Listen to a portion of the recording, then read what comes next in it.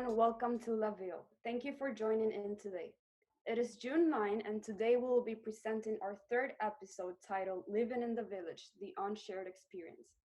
Before starting, I would like to provide a little bit of background information about myself. My name is Claudia, and I am currently finishing an undergraduate degree in Business and Society while doing a professional certificate in Public Administration and Law.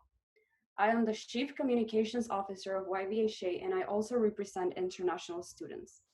Hey there, my name is Javier de los Santos, and I'm currently pursuing a Bachelor of Commerce specialized in finance at York. I'm the Chief Financial Officer of YVHA and as well a representative of international students. For those of you who couldn't listen to the previous podcast, last week our colleagues Nathi, Zamisa, and Andrew Vance spoke to Bria Hamilton and Sarah Levi from the Affordable Housing Committee. They discussed common issues with student housing at York University and multi-tenant housing in the village, the difference between the two, and the spillover effects one can have on the other. For today's podcast, we will be joined by an array of villagers and fellow villagers, and we will talk about those common issues previously identified, primarily affordability, forced evictions, and COVID-19. Before we get into any detail, we would like to recognize our sponsors who make all of this possible. This podcast is part of Professor Luisa Sotomayor's Student Dual TO research partnership with the Faculty of Environmental Studies at York University. This podcast is also supported by a Connections grant awarded by the Social Sciences and Humanities Research Council of Canada. As well, Research at York program in York University supports this podcast. If you're interested in checking it out, please visit Experience York for more information. Once again, we thank all of you for giving us the chance to be here today and for making this possible. Without further ado, let's jump into our topic of the day, living in the village, the unshared experience. So, once again, welcome to La Ville. Thank you all for joining us today. Let's first welcome our special guests, Raikia, Somto, Brianna, and Emmanuel. And of course, our founder and co-founder, Andrew Vance and Nathi Samisa. How are you all doing today? I'm good. I'm doing good. Here. That's great to hear. That's great to hear. So actually, why don't we start with my colleague here, Claudia? Tell us a little bit about yourself and your experience in the village. So, hi everyone, my name is Claudia Redondo. I used to live in the village during my second year of university, and although my experience was relatively decent, I didn't feel safe walking around the streets as a woman. Moreover, I witnessed a lot of incidents that clearly signals towards issues that have to be addressed. My colleague Javier, on the other hand, he has had so many horrible experiences that he will share with you now. So yeah, as Claudia was saying, it is true that I've had some rough experiences in the village. Um, I've been in houses where cockroaches was normal, bed bugs was a thing. Landowners don't even care about their properties. I've had landowners who they include so many things in the contract, washer, dryer, dishwasher, and truthfully, none of that works when you get to the house. They don't even care about fixing it or not. They don't care about what you do in the house or not. And I mean, those are things that affect us all. And I went through all of those. Like, I've had to move my place a couple times. Trust me, not as much as Andrew. We all know that. He's the one who's had the toughest experiences. But yeah, definitely I've had to move like 3 or 4 times, and it's not pleasant for anybody. We're just trying to help everybody. Would anybody like to volunteer, introduce themselves, a little bit about their experience in the village? Brianna? So I was actually never even a student with York University. The only reason I ever moved to the village was to get out of another household I was living in. So I lived in the village from about June to December. And I just wanted to add on like the not feeling safe walking around in the streets at night. I worked at night, so I was often out at night. And it's just not a good scene to be out. I'm a teen too. Like, I'm only 18. I moved into the village when I was 17. So like I turned 18 in January. So it's just working at night and being around the village wasn't good. And the landlords are horrible. I totally relate. I didn't feel safe at all, and especially with all the news going on about incidents that happen in the village. I mean, how can we feel safe? Yeah. Would anybody else would like to talk a little bit about themselves? Yeah. So I've been in the village for I think almost 3 years, and I think the thing I find uncomfortable about the village is just not feeling safe, to be honest. Because sometimes I come back late and I can't walk from the subway. I have to like take Uber because I've had some incidents where like someone will just be following in the car, and if you don't listen to them, they keep following you, and I think that's really scary. And also landlords, I feel like some of them are just horrible, or they actually don't listen to whatever problem you have in the house. So far so good. Yeah, the feeling of not feeling safe is just one of the problem in York Village. And Yeah, having I to take totally an agree with Uber you. all the time is kind of Yes, I have to. I'm just so scared. It's better to take feel Uber. But then, following up on that, I wanted to ask, like, we all know how the village is and everything, but can some of you tell me why do you decided to move to the village? For me, because I couldn't find a place, I had no other option. And my friend was like, we were both looking for a place. This was the only place we could find near house. So that's the reason why I moved there, I would say. Yeah. And what do you think about the prices around the village and stuff? Like, do you think I it's think affordable? I think for what we get, I feel we're paying more than we're getting, I'll say.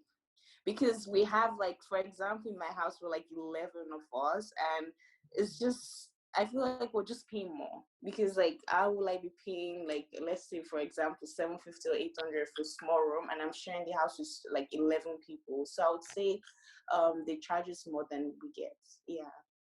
definitely. I saw once they were selling like a room for $1,000, and the house didn't even have a kitchen or a living room. And it's like, Yeah, it's how crazy. can you live without a kitchen? I know. I've seen things like that too. They be like, "Oh, you can't cook in the house, so where am I meant to eat from?" So yeah. Yeah. Yeah, especially if you're an international student as well. And I see that Brianna also has her hand up as well.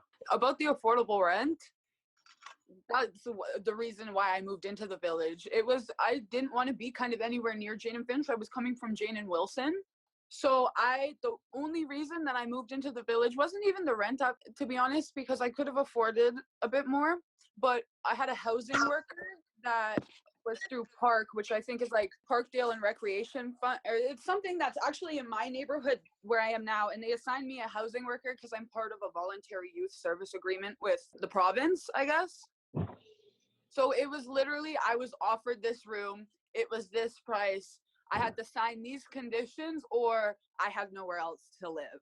And I went to Humber. I was a dual credit student at Humber, traveling to work downtown and then to school at Humber, living at York University.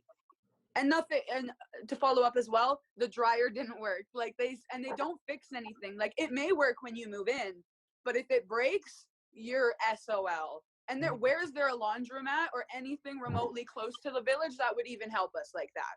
And what about with the COVID-19? Like, do you think the landlords are a little bit more lenient? Have they been harder on you? I know, like, even my landlord here, I've actually been one of the lucky ones that's able to pay because I'm an essential worker. So I'm only a month behind because I was working for the city. So that job got cut off when school went out because I'm a crossing guard. So I had to look for work. I got started working for UPS and I'm just catching myself up. But my landlords themselves have threatened eviction notices. I see eviction notices on the doors, like in hallways and stuff for people, like families. I know families that live in my building that have eviction notices on their door because my landlords don't care. We're in arrears.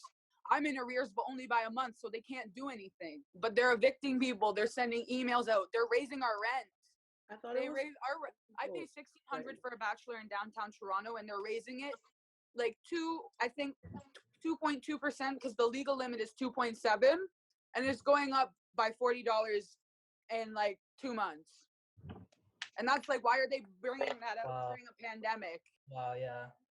It's something that I think like a lot of associations, like the Parkdale Residents Associations or Parkdale Organized, Housing Action Now, like a lot of, we'll say like housing justice and advocacy groups, that are really, really the ones at the forefront of trying to make sure that landlords aren't getting too much power, or who are trying to fight against things like Bill 184 that restricts like tenants' rights. Like that's their main concern, right? It has nothing to do with like we want to make sure tenants are 100% safe and secure. They just want to make sure that living isn't like insanely precarious, and that you have to worry about all of these things when we're already in a precarious situation defined by the COVID crisis, right? So it's a lot to hear that, and I think to touch on your experience in the village, Brianna, it's also like really, really a lot to hear how landlords were treated and how actually you got to the village. That whole process, like the background in that, we had a similar response in a consultation from an international student who was coming from China. They also had like wasn't a public agent but a private agent send them to the village, and they had a very, very poor experience. They were sent to a specific landlord, and all of this was arranged while they were in China. So like, I'm really, really sorry to hear that, but I'm hoping that there's a way that we can move forward and past that, and that's I'm hoping that we can all discuss that here. Just to touch up on that, like when they also like found me the room and stuff, I was working at Tim Hortons as a supervisor, and I was like enrolled in high school at the time. I didn't even get to see the place that I was moving into, just because due to the situation that I was in. They're just like, hey, they emailed me the lease. They're like, read this. This is what you have to abide by. I like signed it. I read it hard, but like that's what I signed. And then my landlords were jerks. So. And that's generally, I think, one of the bigger issues. And Andrew spoke about it earlier too, is how there are non-standard leases, or there are leases that really differ from what the province of Ontario is trying to make for people, or is recommending at least. But it's a very voluntaristic approach. Like landlords don't have to use that lease. I think that's something that we're hoping to advocate for in the village too. Santo, Yeah. I have a question for you. Do you believe that the housing experience in the village is different for domestic students as opposed to international students, or you think it's the same? It's definitely different. It's different because, and I'm just going to I'm going to also answer one or two questions you stated before, and I'm going to tell you my reason for actually being here.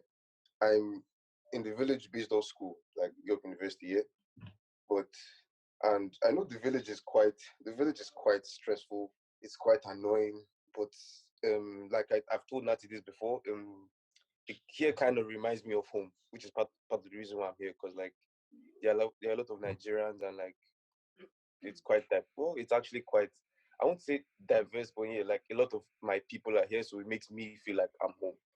But then in regards to the place, which is what, like there are a lot of international students here, like already, and international people, but then it's different. And I'm going to give an example. One time, me and my friend were looking for houses. Like this was like like last year during summer, and like I don't know if people know how like when summer comes, it's so hard to find a house in the village if you've not already found a house in the village. And like we went to a landlord, a Chinese, I think he was Chinese or Asian landlord, and my friend was looking for a house, and like he asked us for a lot of things, like a lot of unnecessary things, like driver's license, Canadian national ID. Like he asked for his study permits, like his York stuff and all that. But long story short, we didn't end up getting the house, and somebody else, a Canadian citizen slash, I can't remember if it was an Asian girl or actually white girl, but the point is the person was not international, and the person got the room. And we asked the person, like, if the person, just to be curious, like, wanted to know, like, if or like how the person got the room before us, because like we were like there for a minute, and like basically the person didn't have to bring the extra things the landlord asked us for, and we didn't want to read into, like, we're not going to at that point, and we don't even really care about like reading into it. We just like found in our house, but like those are just like some of the small examples of how like for an international student, it's just more stressful in these areas than like somebody that's already here.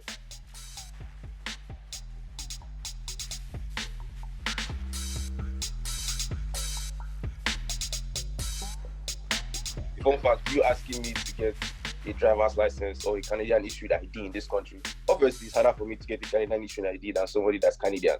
Yeah, like I could totally relate with you in that situation. I've had a house where they even rejected me because of that, because I didn't have a Canadian ID, and I was like, what am I gonna do? Just stay without a home because of that? Yeah. You know? But touching up a little bit on what you were saying, So you do believe that the village has some good things. Can you say what are some of the good things and what are some of the bad things you find in the village? Okay. I will start with the bad. To Rakia, fun fact, me and Rakia, we live in the same house. So security is actually an issue. And it's sad, but then like, and our landlord does a good of an issue because like the cameras in the house are working. The security cameras in the house are working. Like that's a good thing. The kilos and everything. So he does better than most. But then like in general aspects, security is bad because even if obviously somebody, if we wanted to get robbed, we could actually get robbed quite easily. Like if somebody wanted to, that's one of the bad things. Security, there might be some security issues. Taking care of the house, yeah, like sometimes like if the dryer or these things breaks, like they don't care as much. And like yeah, when 11 people are congested in a house, you need to like there's more reason for you to take care of it. But then like most landlords just do the opposite and just basically see us as just money and like cash cows instead of like customers and like you understand like people that are in your house are making use of your services. One good thing personally for me, the village has a weird family feeling and vibe to it because there are actually a lot of families and kids and parks. So like the good thing is like times like during summer now, especially because like it's a community. If you go outside, like if you want to play sports, if you want to do anything, you get like there are people around. You won't feel you won't feel lonely. Even if like you don't have any friends, you can probably just go outside, go on your walk, like enjoy the environment.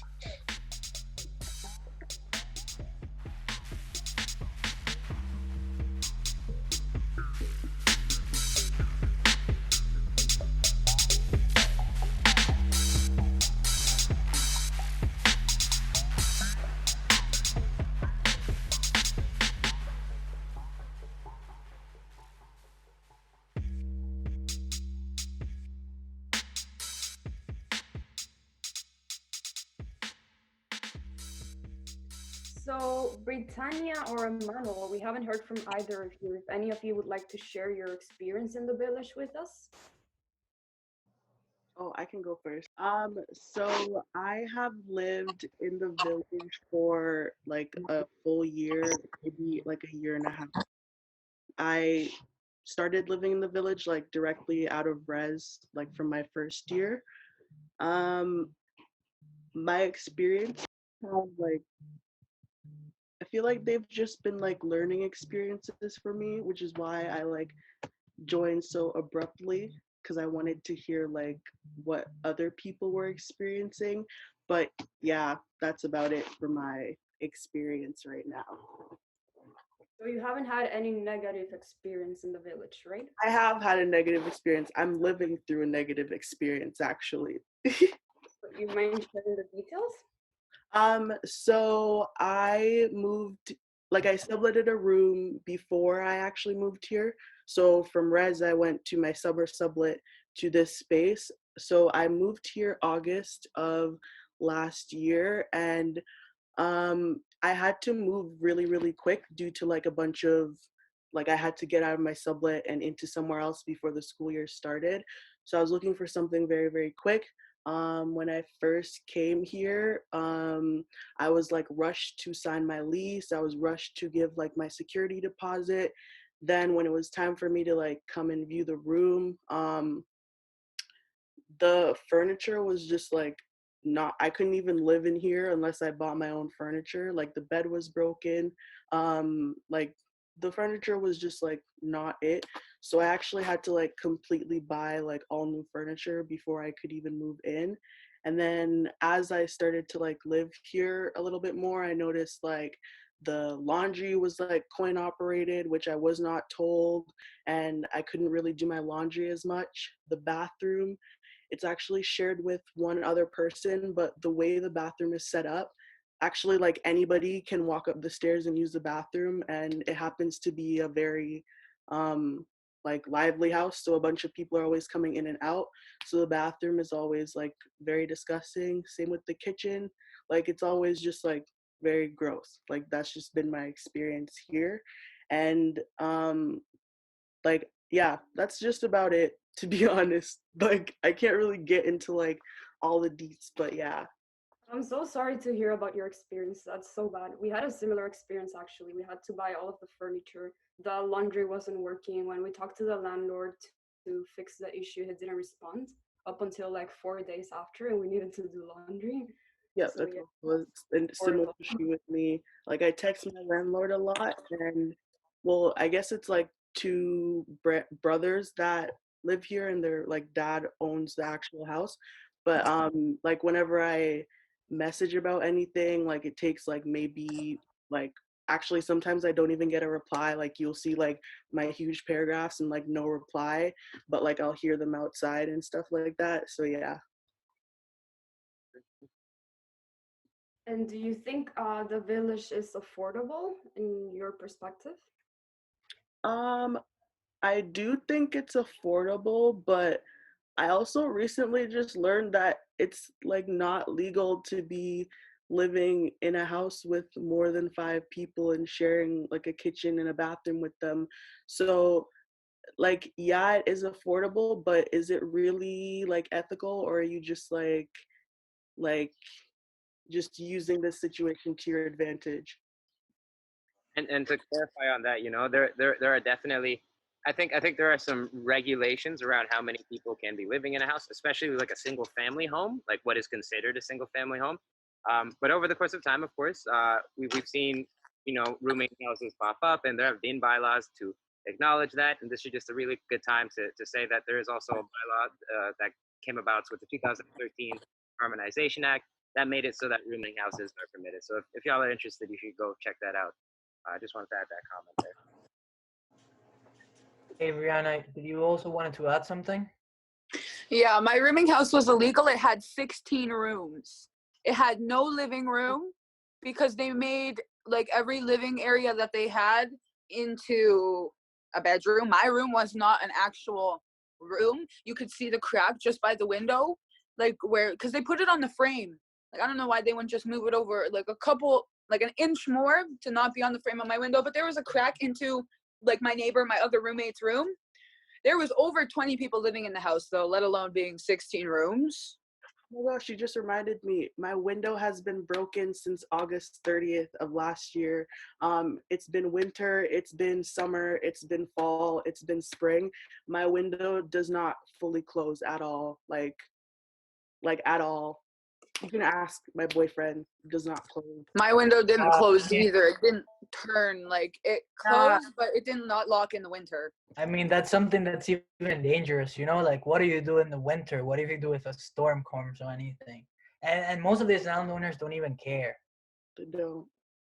Yeah, I think that is a huge problem, right? And the city doesn't seem to care either. There's very few resources to use that we can access. Yeah, and this is a very common issue that we've been seeing across different students' experiences in the village, where many landlords have just completely neglected the condition of the house, just because I guess it's in their eyes, as long as you're giving them rent, they really don't care about the quality of the house, and because there is such a high demand for renting these rooms in the village, they almost have that certainty that there will always be someone else who's trying to look for a place. So I guess in their eyes, it's a kind of like a quick, easy money making scheme. It's not really anything about the experience for the students and the accommodation.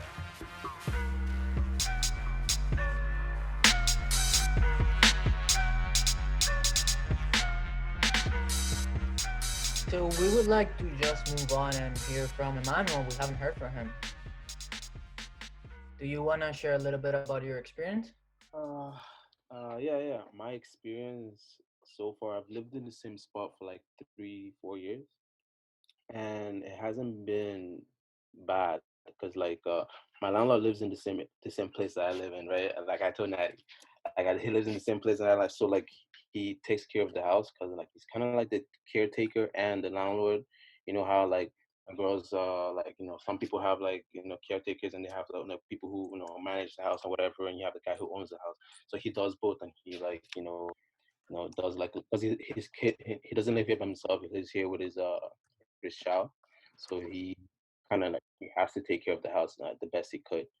And like Space wise, it's like the price is worth the space, I guess, because like I get what I pay for.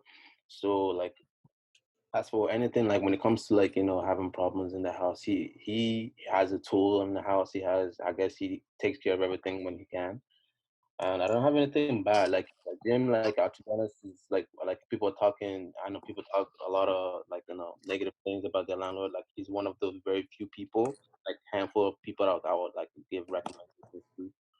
And yeah, like um, that's basically it. There's nothing bad. But like during this COVID period, he actually like brought in like some hand sanitizers, some like masks and stuff like that out in front of like in front of the living room area space for people, like so that everyone can like and this he brought two hand sanitizers, one in the kitchen and one in the like the entrance. So like if you enter the house, you have to put this hand sanitizer on your hands before you walk into the house. When in the kitchen, you have to use a hand sanitizer. And he buys sometimes he buys soap for everyone to use. Like kid like and overall like proper landlord worship is what it's supposed to be. Um, yeah. Other than that, that's it. I don't there's nothing bad I can say about him. There's nothing. Yeah. Wow, that is really crazy. Here. Like it what's crazy about it is that like because there's so many people living like in a house, they actually kind of have to like implement that the exact same way grocery stores do because people coming in and out so frequently, it's kind of treated as a grocery store. Exactly. Yeah. Exactly. Which was smart of him too. And he like during the time too he left. Like usually he like there's 3 floors. So like there's 2 people live in the basement. One person live in the first floor. It's three. So technically, I'm guessing like 6 people total in the house. And like that's like everyone gets their own room. I share a bathroom with my neighbor and stuff like that. And so like during the COVID time, he left the house, so he was not here because it's dangerous for him. Like I get it. Take care of yourself, take care of your family and stuff like that. But like he provide like he didn't need to. He brought like eggs, like stuff like they have food for you, like so you don't have to leave the house if you don't need to. And it wasn't like he expected money back. He hasn't texted anyone and saying like, "Yo, I'm deducting money from this." He hasn't said anything like that. So like he did it out of his own. I'm hoping. He hasn't said anything yet, but I'm hoping out of his own. Like happiness or whatever that you can call it. But yeah, like I'm happy. Like I'm. There's like I just as long as you don't. When I moved in, I didn't really sign a lease at first. Like it was basically like an agreement. Like we just like he came, he talked to me, he saw who I was. Like my friend found the house, he saw me, he saw who I was, and then I signed like a lease, but it wasn't like an official like, hey, you have this.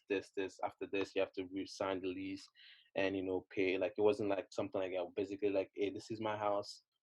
This you pay this certain amount a month or whatever, like a proper basically. So nothing, no strings attached, and like the during the increase in rent or 2.7 or whatever he told me about it, made me feel like a little bit comfortable. It was sketchy at first because like I was like I wasn't told about this increase, but like he made sure like like yeah, like this is the reason why like electric bills are going up, water bills are going up, blah blah blah blah blah, like it's going up this certain amount. It's not that much.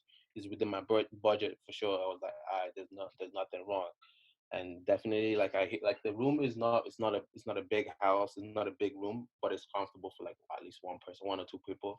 But like hearing people's like testimony regarding like where they live and like the issues with their houses and stuff like that kind of like puts me in like in a perspective, like I humble myself, like because you don't want to like move into like you think your housing situation is bad and then you move into a worse housing situation and you can't even get back to the original one. That's because like he was Andrew was talking to saying before, like the housing system here, like there's so many people looking for housing, so like there's a lot of customers out there, so like they don't give a fuck, like like if you like do like they don't, because there's customers, they want to make money, so yeah, that's kind of all I have to say about that. Yeah, and to touch on that, with the amount of people living in one house, and even with, money of or like rent costs for being between even to $900. If you put that in perspective, they're almost getting 11 grand a month just based off of people living there. So once you really tally it up, like hydro and everything, they're still making almost double, maybe even like triple Profit, their. absolute profit. If you're in this type of business, you don't want to be, in a situation where you're not making money. So it doesn't matter what you gotta do. If you get a push string, you gotta tell this person, hey, you have to pay $50 extra from like Brianna was saying, like 20 people living in something that in one house. That's a lot of money. Like at the end of the day, Also, like if you're licensed to do that. yeah. We had the fire department come into our house one day and they told our landlords that if something wasn't done with the exit situation, that they were going to have to evict all of us. And that was 3 months before I moved. And nothing ever was. I don't know. I know I've been back to the house to hang out with one of my old roommates that I went to high school with. I know for a fact nothing's been changed. The house is the same.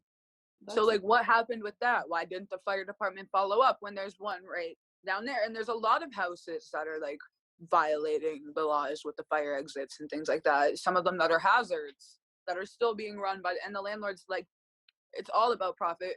Like 16 rooms, I paid $655 for my room. The girl upstairs that I went to high school with, she paid $1,000 for her room because it had a bathroom. So that's just one, and 16 rooms in a house. So that's at least like, that's a lot. Yeah, it's a number that's almost not even worth speculating, because it would be like regardless of whatever mortgage rate you're and paying. they own 2 houses. It's just an absolutely ridiculous like amount, right? And to touch on it, like Andrew, he at some point was paying an absurd amount, and he was forced almost to move out of his place. And you want to Yeah, touch on it? I guess I'll touch on it quick. I mean, yeah, like this place that had 17 people. I guess the normal amount in the village at this point, we can speculate. But I had the master room. I had like walk-in closet, personal bathroom. I had like the setup.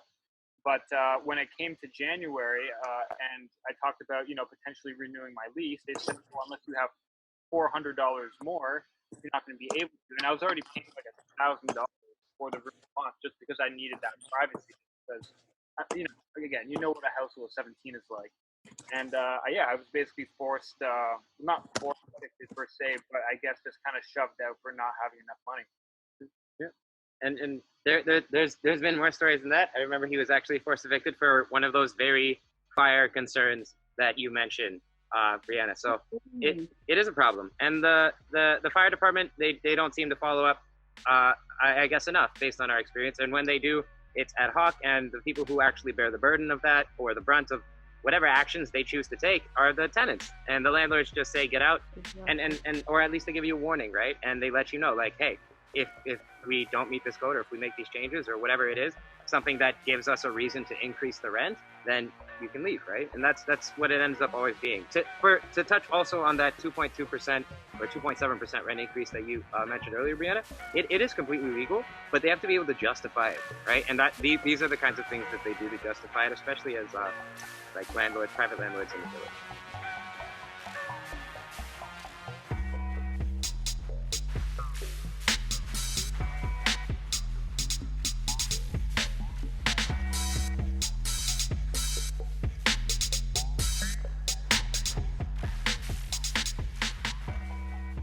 Perfect. So now that we've identified some common issues, Rikia, would you be able to tell us about possible solutions you would like to see in the village? Yeah, sure. One thing I would say is security. I feel like the York Village is a place where there are a lot of students, and it's very close to York University. And I don't understand why this is a student community and students don't feel safe around.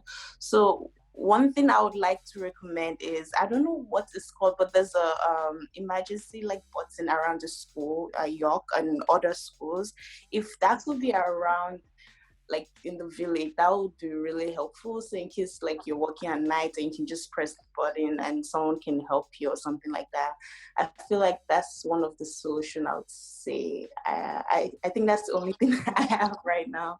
But yeah, definitely that. And do any of you feel like the university should be more involved in the issue? Yeah, for sure. I think so.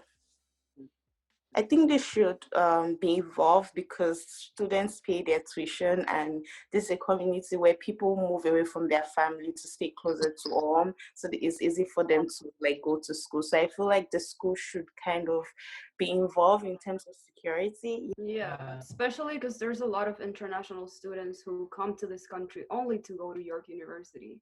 Yeah, So, definitely. Brianna, do you have anything to add? Security is a big thing for everybody in the village. Everybody's either has had at least one negative experience, I feel, whether it had been in their own home or out on the streets. Like even the landlords with my lock on the front of the house, like the front door was broken for a long period of time. And there was an instance where my kitchen roommate, the room that was off in the kitchen, one of his friends entered my room while I was sleeping. Oh my gosh. And my door is just like a simple bedroom lock that I lock. So I don't even know what happened there. The front door, like people just walk in it, like another person said, I can't remember her name, but they're just walking in and out of houses. Like they don't have any, and there's some houses are good. They have cameras and they're wary of that. Like they don't want people in and out of their house like that. But with 16 rooms in the house, everyone is going to have a couple friends over here and there. And they had this dumb rule that we weren't allowed to have anybody over, but everyone broke that rule anyway. So the whole house was just a big conflict with no security and random people everywhere. I actually have a similar story as well with my neighbor. Like my door downstairs, because so many people walk into my house all the time, it like is barely locked. And this one night, I was actually just chilling in my room, and I don't know if I've mentioned, like my house is usually loud because like everybody's usually playing their own music. Everybody's just playing their music louder to drown out everybody else's music. And my window's actually right across from the house beside me. And there was like one night where my boyfriend and I were just like sitting here chilling, and my neighbor from the next door actually walked into my house, came upstairs, knocked on my door, and like basically told me that I need to like keep it down or whatever. Like, because he thought that I was the one that was like being loud just because my window was like right across from his. So he actually like knocked on my door, and like we were just like really confused because like how can somebody just be able to walk into my house, know where I live, and knock on my door? Like it's not like this is like a house where like it's my kitchen. Like there's just one room. So if you're knocking on my door, like that's a whole issue. We're talking about like just your neighbor having a problem with you and going in and just walking into your house, right? I live in the same house with Santo and Rekia, and we also have very similar I mean, I wouldn't say similar problems, but accessibility into our house is not at all secure. It's not at all safe. If somebody moves out, for example, maybe I would recommend changing the code just as a security feature for the house. If there are individuals who were particularly problematic in the home, in my experience, right? Again, changing that code is like a basic, really easy thing to do. And or making sure that the lock works. It might be like $100, but again, if you have 16 people in your house, or if you have 10 people in your house, if you have 8 people in your house, right, and you're charging them whatever $550 or $1,000, sometimes even $1,400, sometimes even as high as $1,700 a month. I don't understand how that can't be fixed, right? And I think that's it's a basic security feature. Even when I had a restraining order with my ex-boyfriend and had like police saying that I needed to be like, basically the police telling my landlords that they just needed to change the code on the door. The police came to the house while the landlord was there. When after this altercation happened, he just happened to be there when all this was happening, and they told him to his face, it's recommended that you change the code on the door. Did he? Absolutely not. And that was my safety, because my ex had a key to my door and there was nothing I could do about that. I can't move, and they also refused to change my locks unless I paid like an absurd amount to change a bedroom door, like a simple lock. Yeah, I mean, well, that's really difficult to hear. And I mean, I guess what your situation was, it was too uncomfortable for you to even be in your own house, right? I mean, I worked so much just to get out of the house. And then I actually, the crossing guard job, at the time I was 17, and they did not check my criminal record. They did not know I was 17 because I'm more mature than a lot of people just think I'm 18. So they showed up to me and they laid me off on the spot because I was 17, and they told me to call them back when I turned 18. So then I was also out of income for the apartment that I was just looking at. So I ended up getting a different job and getting out of the village, thank goodness. But yeah, it was I was at a standstill at that point because my safety was jeopardized. I didn't like to be at home. I chose to be at friends' houses or just be elsewhere, all because my landlord couldn't change it doesn't cost money to change the code. I understand changing the lock, that takes some time, but either way, like, it was frustrating. Yeah, I totally understand you. No, I get you.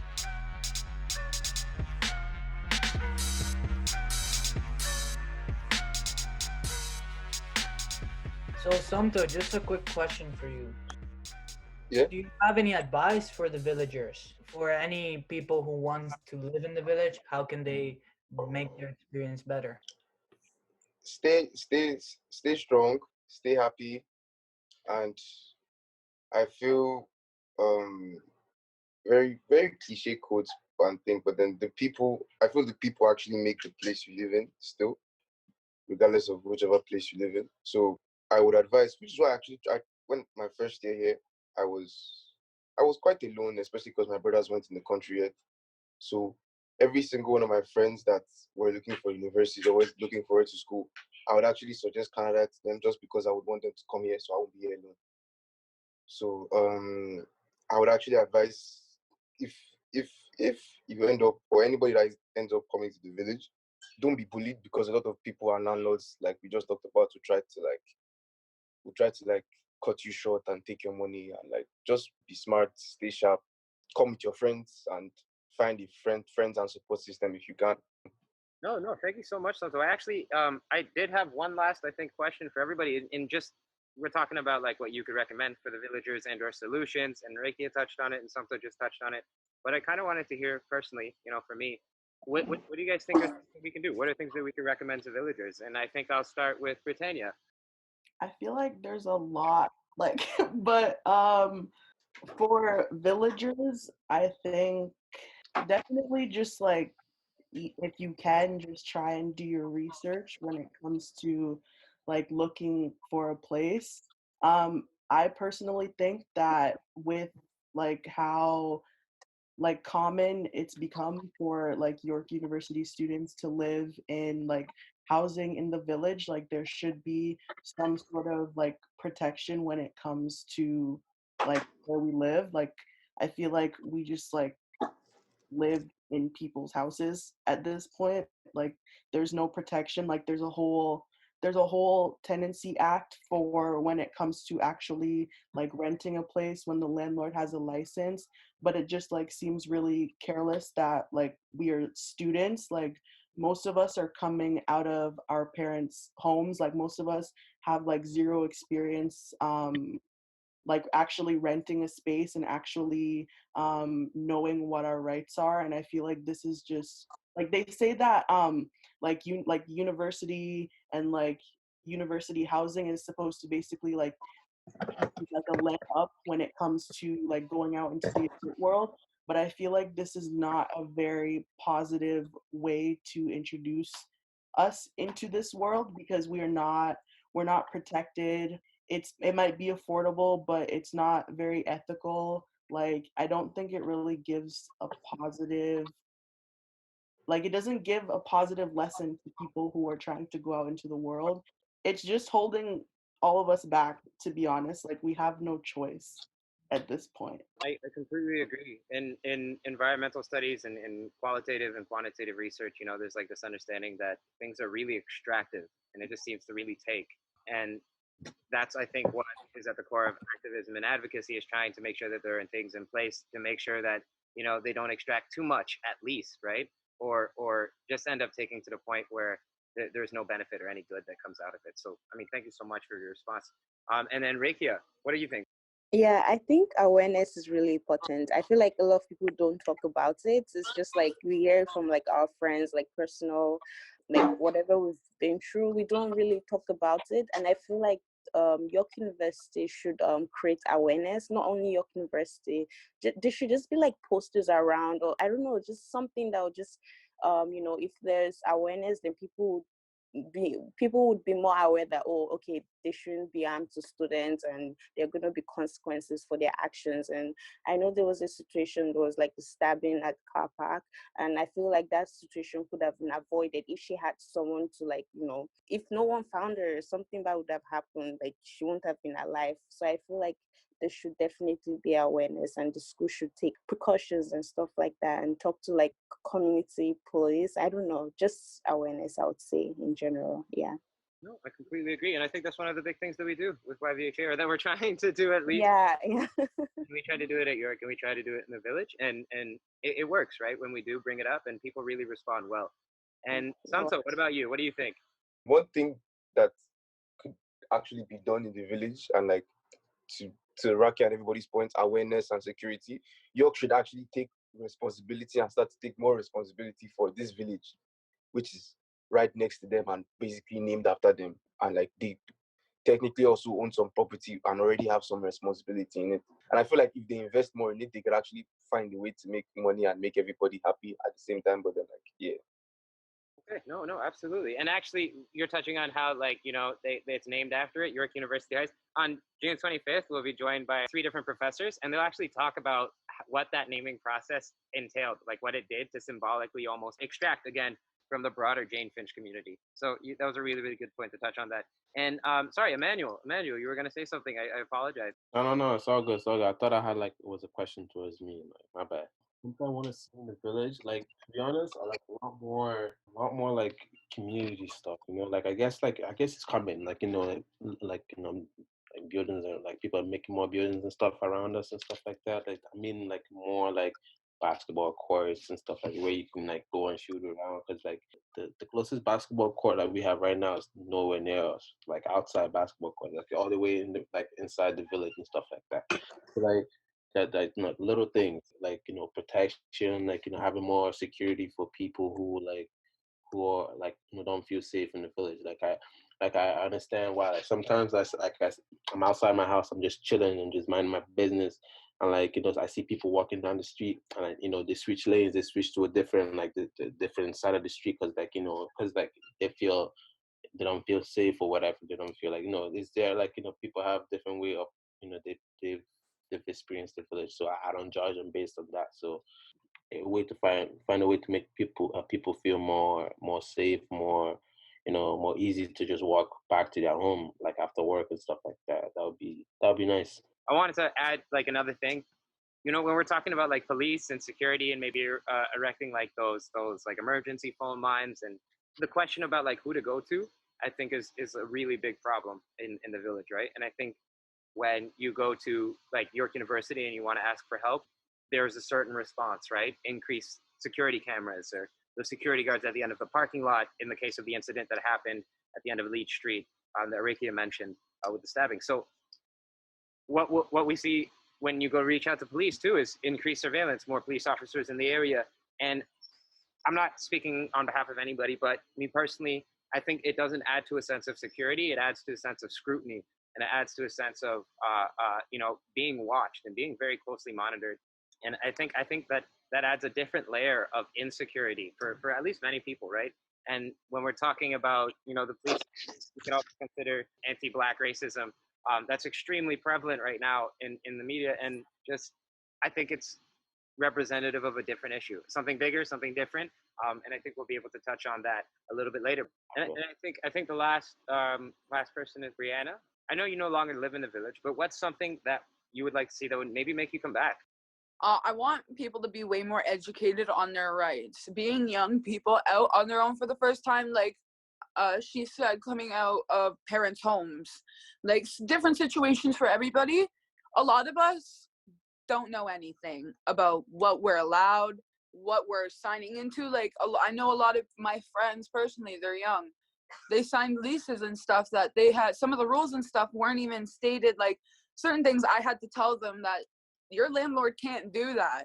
So definitely like youth and stuff, and people young adults need to be more educated on their right. Everybody does, but in the village with the housing association and stuff, just the education on the rights is a solution for it. The security, the school, I'm not even a student at York University, but the school should have a lot more involvement when a lot of their students live in the village. More so students living in the village than I think on campus in those buildings, especially with the amount of like rooms and stuff that are going through the houses. Everyone that is in the village is most likely there for York University. And I think the housing association is going to help kind of bring more knowledge to that. Yeah, absolutely. I think that is the key thing that we're trying to do, and we're trying to do it with the registry too, right? Yeah, and we at YVHA, I mean, all of us do believe that education is one of the best ways to kind of like, have people aware of their rights under the LTB, and just be aware of the predatory landlords that exist out there, because again, every year there are new victims, right? And that's our goal here. We just want to end that. Yeah, exactly.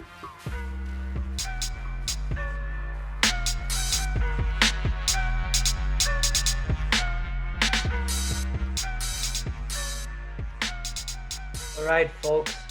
So unfortunately, that's our time for today.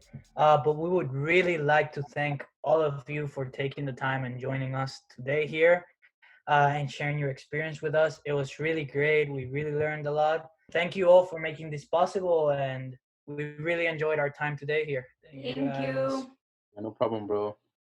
Thank you. Thanks for the opportunity. Have a good one, guys. Yeah, thank you. Bye. Bye, everyone. Just to clarify, we are not legal professionals. We are raising awareness about a salient issue, and we are providing a space where we can talk about common issues. If you want to learn more about your rights as a tenant, you can go to our website, yvha.ca, or you could go to the Ontario government page, the Landlord Tenant Board Tribunal page, or the Federation of Metropolitan Tenant Association Toronto page.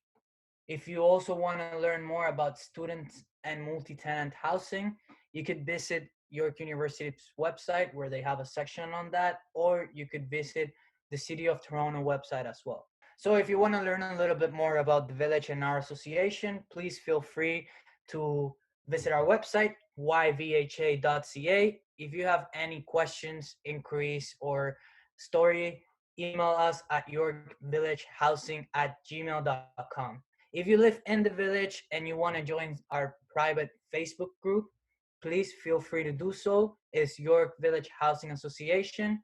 And lastly, if you could please provide us, or would you like to provide us information about your home for a registry building, please feel free to find it at our website. And I think the last thing maybe we wanted to do is do a quick analysis and just look back at some of the things that people said and make some comments. I was speaking earlier about the notion of safety and the role of police. And I think 2 or 3 people mentioned, I know Reiki touched on it, I think Santo touched on it, but York University's involvement in the rooming housing and or multi-tenant housing in the village. There's been like almost a serious divestment by York University. I mentioned in another episode that they removed the information page about the village on their website. But I think one of the things that they do need to do is at least acknowledge, as Brianna said, she believes that the majority of people that attend York University actually live in a village. I don't think that number is actually representative of the actual number, but I think it says and dignifies and merits a response from the university to at least see what's happening in the village, and to not just go ahead and enforce traditional security measures, especially considering current events, but to actually talk to villagers and maybe see alternative practices and speak to everyone, not just certain individuals, right? And really extend the effort and pay for it, right? Like that's the least they can do, because students are paying for it out of their pocket to live there, and they're paying for it in their sense of security and their well-being, and only some are benefiting and able to have a good experience, right? And I like to think that I'm one of them, but I also have some extremely challenging negative experiences that kind of define my experience in the village. Yeah, and the guests, they raised a lot of good points today, and it's interesting to see the amount of common issues. Again, the overpopulated multi-tenant houses, in addition to precarious living standards with bed bugs, and also the subject that hand with the international versus domestic student treatment. And we see a lot of this malfeasance happening across different parts of the village. And it's most commonly associated with the problems the problems with just general housing standards. Some of the conditions are terrible, and they fabricate leases. A lot of really good points were raised today. Yeah. And I think finally, just I'm going to tag on one more thing. I know we're going off a little bit, but I think solutions to that would definitely be looking at the municipality, the city of Toronto, to also take some action. Maybe making sure that rooming houses are permitted in the village to give people 100% footing. And making sure that everybody is aware of that, making sure that they reach out to students when there's consultations on rooming houses, making sure that that's accessible for not just the landlords, but for the actual people who live in those houses, and maybe even potentially, and I think this is to the discretion of, the people who actually live there again, but trying to find a way to re-regulate or enforce municipal licensing standards to make sure that, what rooming houses are there are at least up to fire code, and if not, up to a different code or bylaw standards, and to give people another sense of security, right? So on a final note, there were a lot of spoken perceptions and perspectives on the different experiences at the village, but most of them were negative. And, despite the housing situation being quite precarious in the village, there is still a lot of potential, and it brings people together across, various different race, gender, and different student and alumni associations. So despite many of the comments today and the precarious living standards, it's still a great place to live.